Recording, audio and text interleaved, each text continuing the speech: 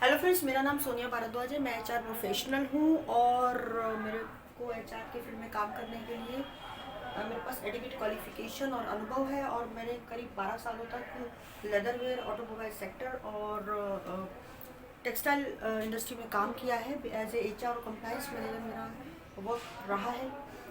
तो मेरा ये बिल्कुल नया चैनल है जिसका नाम है San Ganesha practical HR and law. और इस चैनल के माध्यम से मेरे को जो थोड़ा सा मेरे को नॉलेज है और जो एक्सपीरियंस है, मैं अपने उन सभी फ्रेंड्स को शेयर करना चाहती हूँ जो इस विधा के बारे में जानना चाहते हैं या उनको कभी भी डे टू डे अपनी लाइफ में कभी किसी एचआर की प्रैक्टिस के बारे में जानने की ज़रूरत हो। बिकॉज एचआर का जो स्कोप है वो बहुत ही वाइडर है और डे टू डे लाइफ में कभी ना कभी हर व्यक्ति को एचआर के किसी फंक्शन से रिलेटेड किसी काम को फेस करना होता है।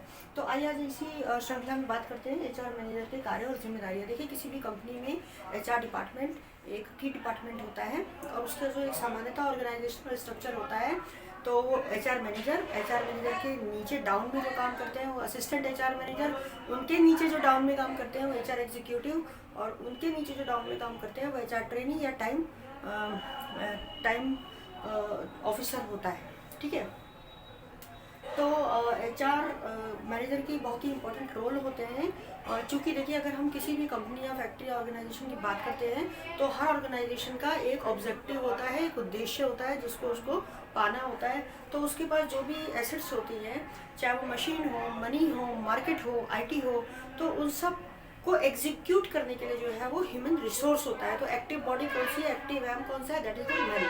तो ह्यूमन रिसोर्स, आपकी जो वर्कफोर्स होती है ऑर्गेनाइजेशन की, वो हमेशा जो है वो एक स्ट्रॉन्ग वर्कफोर्स आपके पास होनी चाहिए जो कि फ्रॉम टॉप टू बॉटम और बॉटम टू टॉप, है ना।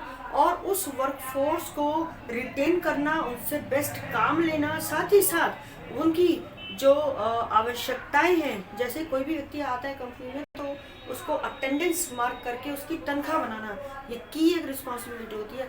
हर व्यक्ति जो जॉब करता है तो उसको इन रिटर्न सैलरीज और अदर बेनिफिट चाहिए होते हैं। तो उन सब को मॉनिटरिंग करने की और रेगुलराइज करने की, एग्जीक्यूट करने की रिस्पॉन्सिबिलिटी एचआर पर्सन की होती है, एचआर हेड की होती है।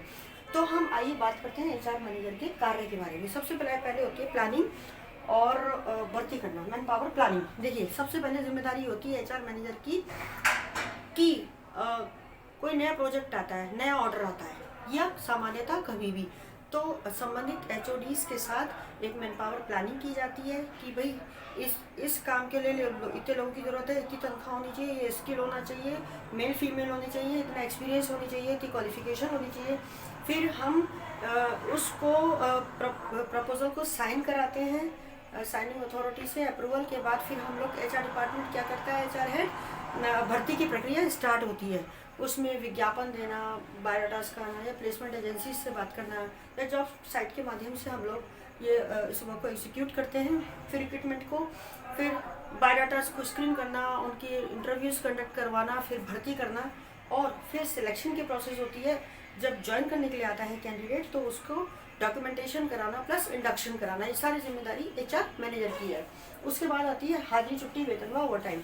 देखिए, आजकल मैक्सिमम कंपनीज में जो है वो पेरोल के माध्यम से जो है तनख्वाह बनाई जाती है और जिसमें एक पंचिंग मशीन होती है जो थंब इम्प्रेशन वाली या आई इम्प्रेशन वाली होती है। तो उसमें जब पंच करते हैं तो ऑटोमेटिकली अटेंडेंस डेटा जो है वो उसका जो है हम लोग ले लेते हैं और फिर उसके बाद पेरोल के माध्यम से तनख्वाह बनती है, चाहे मैनुअल बनती हो।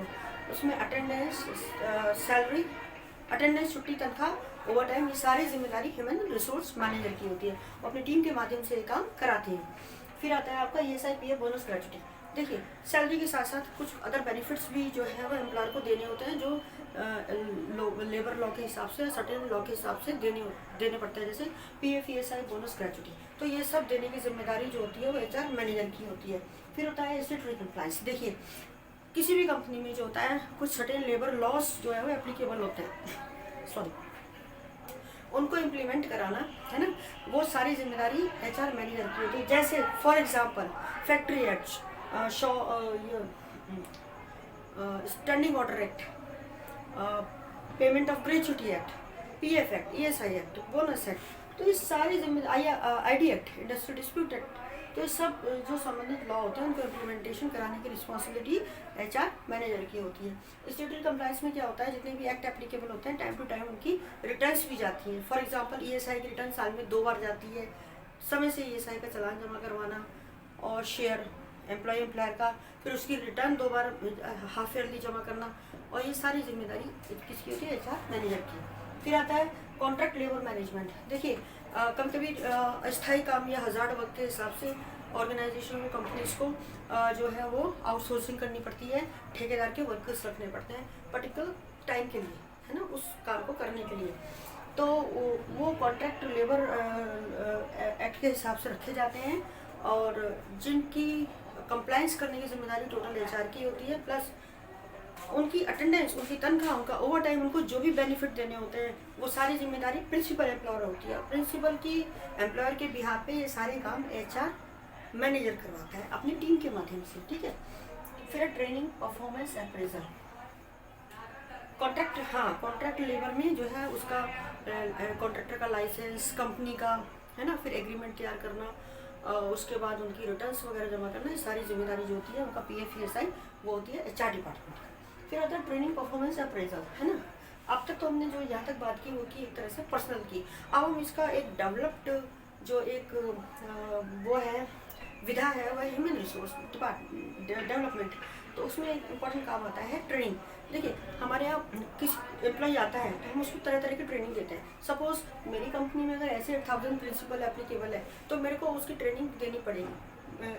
पूरे साल भर का एक प्लानर तैयार करके उसको उस प्लानर के हिसाब से मंथ वाइज और 15 डेज़ की जो पेमेंट या ओकेजनली जो देनी है वो हम ट्रेनिंग देते हैं। Plus health and safety training देना, फर्स्ट एड ट्रेनिंग देना, प्लस जैसे मान लीजिए कि आपकी कोई नई मशीन आती है, उसकी टेक्निक कुछ चेंज है प्रोडक्शन डिपार्टमेंट में, तो उसकी ट्रेनिंग के लिए हम समटाइम्स एक्सटर्नल ट्रेनर को बुलाते हैं। तो ये सब ट्रेनिंग को प्लान करना, उसको संबंधित HODs के साथ मिलकर प्लान करते हैं। फिर उसके लिए अगर रिक्वायरमेंट होती है एक्सटर्नल ट्रेनर को बुलाते हैं, ट्रेनिंग प्रोग्राम्स को ऑर्गेनाइज करते हैं, फिर उनका इवोल्यूशन भी करते हैं बाद में।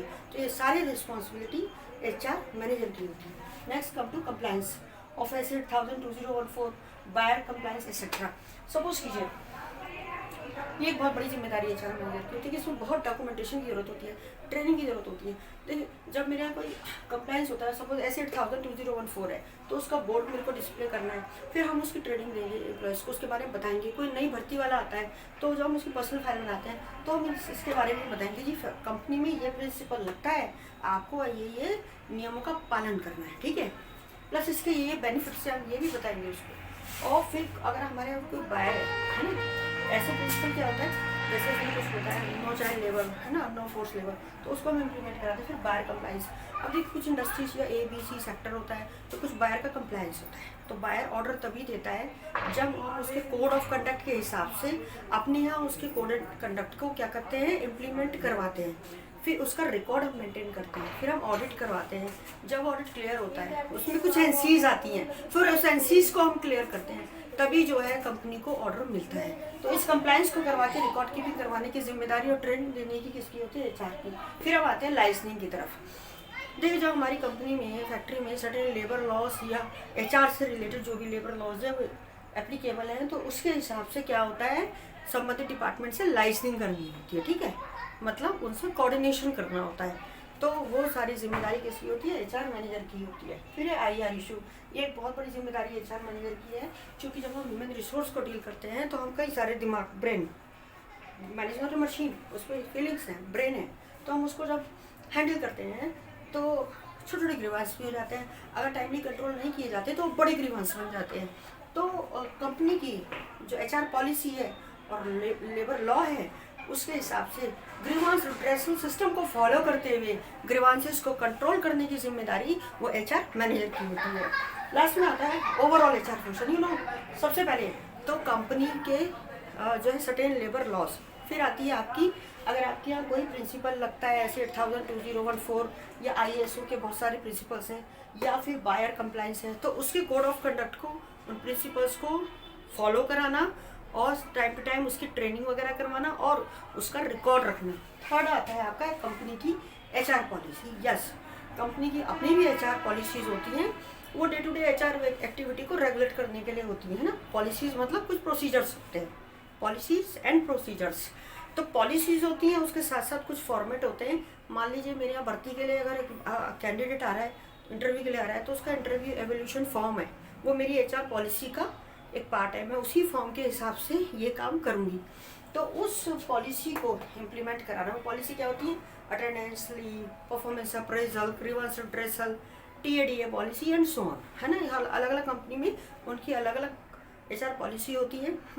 और उसको इम्प्लीमेंट कराने की जिम्मेदारी एचआर मैनेजर की होती है। साथ ही साथ पॉलिसीज़ कभी रिजिड नहीं होती, सब्जेक्ट टू चेंज होती हैं। तो इसको रिव्यू करना, इसको स्टैंडर्डाइज करना, ये भी एचआर मैनेजर की एक बहुत बड़ी जिम्मेदारी है। इस तरह से आपने शॉर्ट वीडियो में देखा कि एचआर मैनेजर किसी भी कंपनी की एक की पोस्ट होती है, एक ऐसा चेहरा होता है जिसमें सबसे बड़ी जिम्मेदारी होती है manage man tactfully. Yes, this is the function of HR human resource manager. हो फ्रेंड्स, आपको मेरी इतनी शॉर्ट वीडियो में इतने बड़े डेजिग्नेशन की जिम्मेदारियाँ जिसमें बहुत सारी हैं, है ना, तो वो मैंने बताने की कोशिश की है। अगर आपको पसंद आता है तो आप मेरा ये चैनल जो सब्सक्राइब करें, नहीं तो इसको व्यू और लाइक और शेयर आप कर सकते हैं। Thank you so much.